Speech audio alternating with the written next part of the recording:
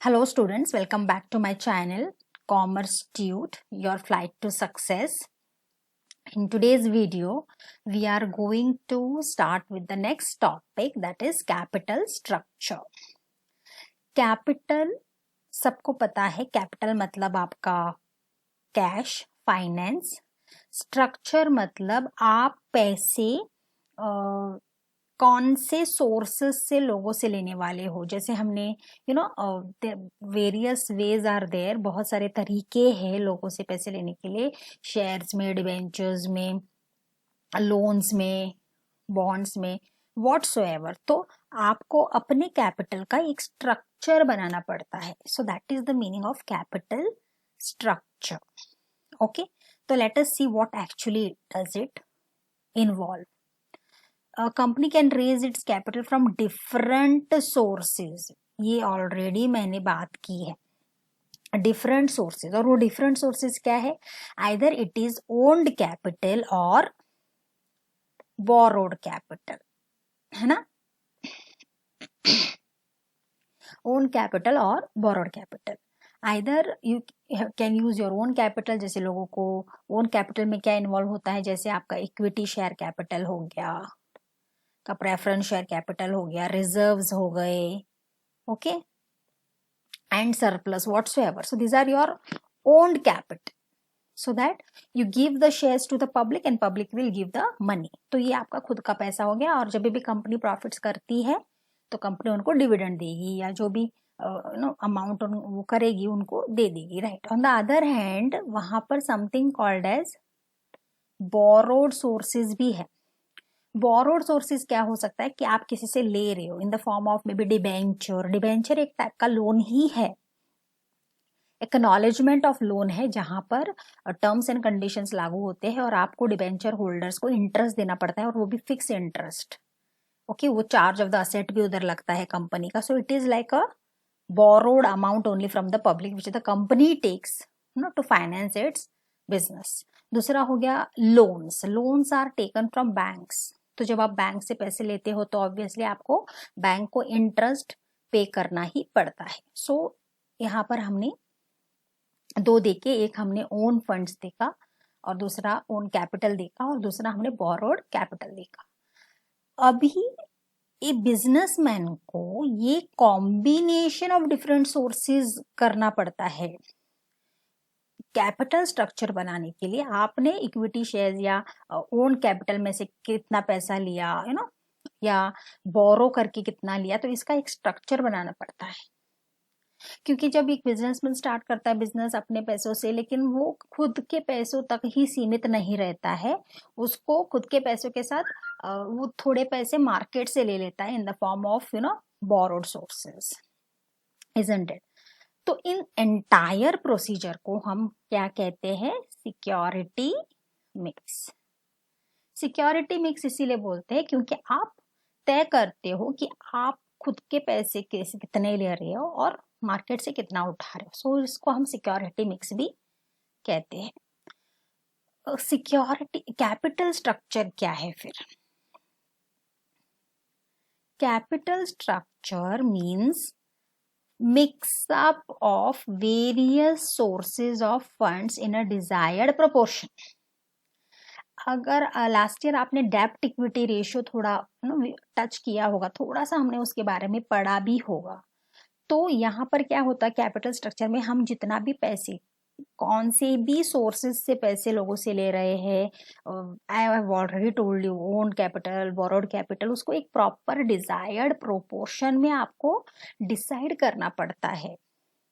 Decide, जैसे यहाँ पर भी उन्होंने दिया है, decide upon the ratio of different types of capital.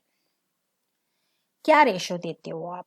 Debt equity. Date मतलब कि आप लोन ले रहे हो या डिबेंचर ले रहे हो, या इक्विटी मतलब equity shares, preference shares. Okay, so आपको एक रेशियो बनाना पड़ता है.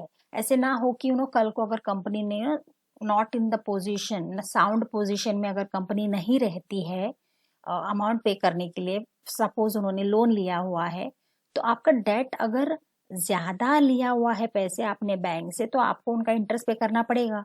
अगर कंपनी ने ठीक ठाक प्रॉफिट किए तो ठीक है, अगर नहीं किए तो.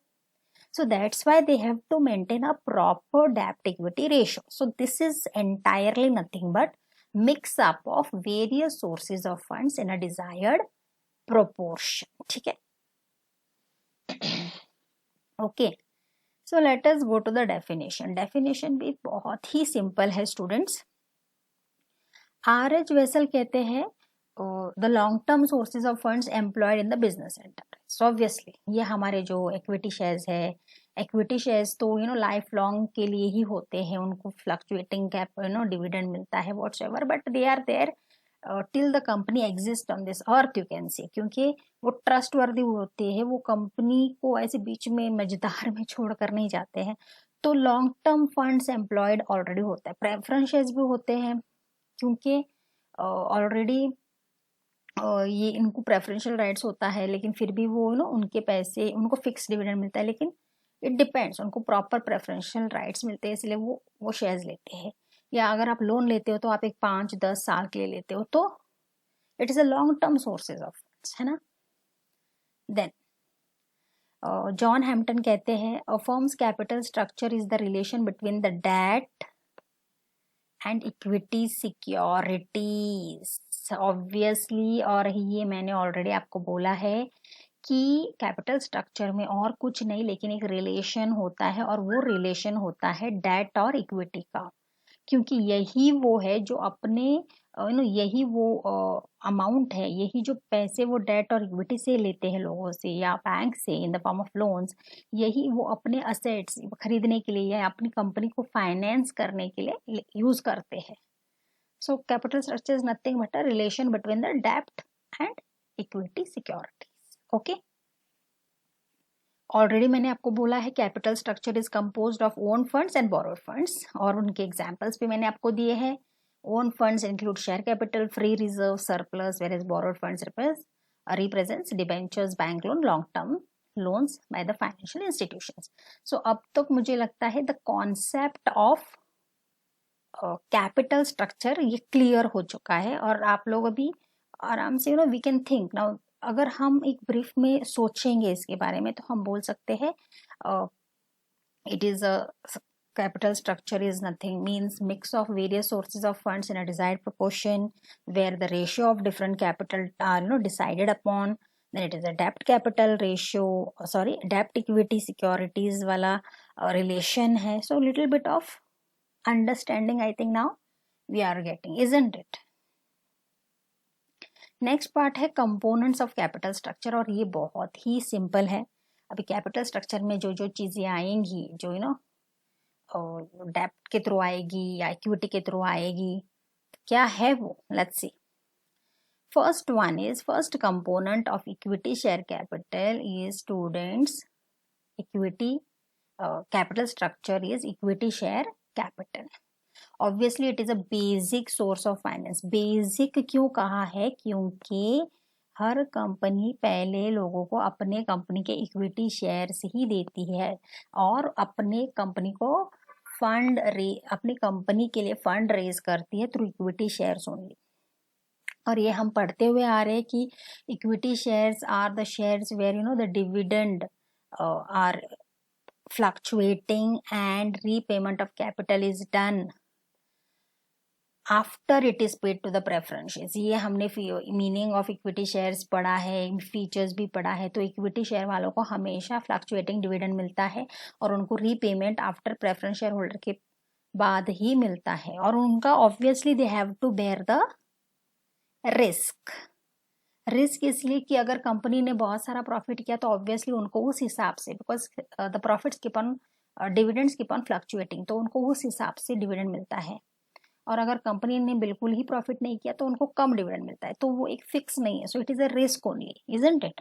और उनको प्रेफरेंस इन द एंड सबसे बाद में मिलता है, और इसीलिए उनको रेसिडुअल क्लेमेंट्स भी बोलते हैं, और ये पढ़ा है हमने लास्ट टाइम, इजंट इट.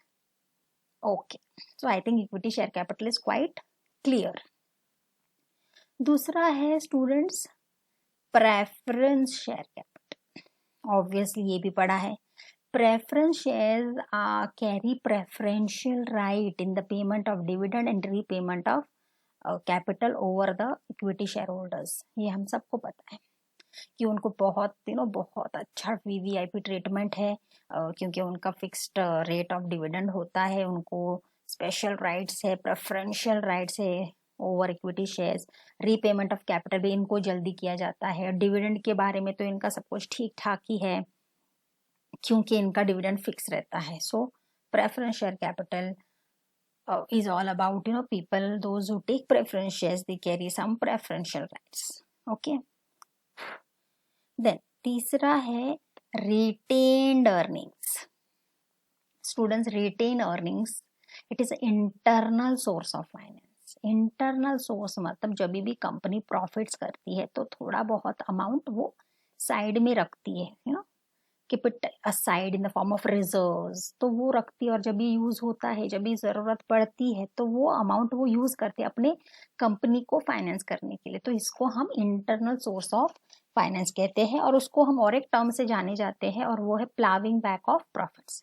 मतलब जो भी कंपनी ने प्रॉफिट्स किए हुए हैं और उसको रखा हुआ है, उन प्रॉफिट्स को वापस लेके आके कंपनी में इन्वेस्ट करते हैं क्योंकि कंपनी को जरूरत होती है. तो उसको हम क्या कहते हैं?